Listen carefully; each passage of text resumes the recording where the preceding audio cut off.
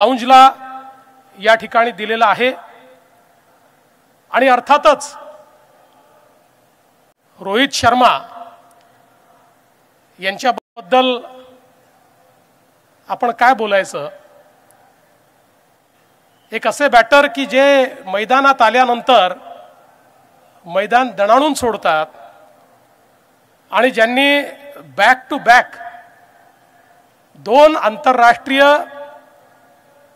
अशा स्पर्धा भारताला जिंकून दिल्या की ज्या स्पर्धांबद्दल आपल्या मनामध्ये काही अपूर्ण इच्छा राहिल्या होत्या आणि त्या इच्छा त्यांच्या कॅप्टन्सीमध्ये आपण जिंकलो। आणि आपल्याला कल्पना आहे की त्यांचं जे मैदानावरचं अतिशय मोकळं वागणं असतं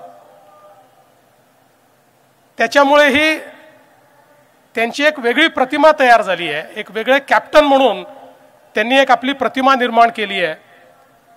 भारताच्या उत्कृष्ट कॅप्टनच्या मांदियाळीमध्ये रोहित शर्मा कधी जाऊन बसले हे आपल्याला समजलंच नाही, पण त्यांनी अतिशय लीलया या ठिकाणी कॅप्टन म्हणून, प्लेयर म्हणून, बॅटर म्हणून सगळ्या फॉर्मॅटमध्ये जो काही खेळ आपल्याला दाखवला तो खरोखर अतिशय सुंदर आहे। मी पण ही वाट पाहतोच आहोत की कधी त्यांचा एक शॉट हा थेट स्टँडला जाऊन लागतो।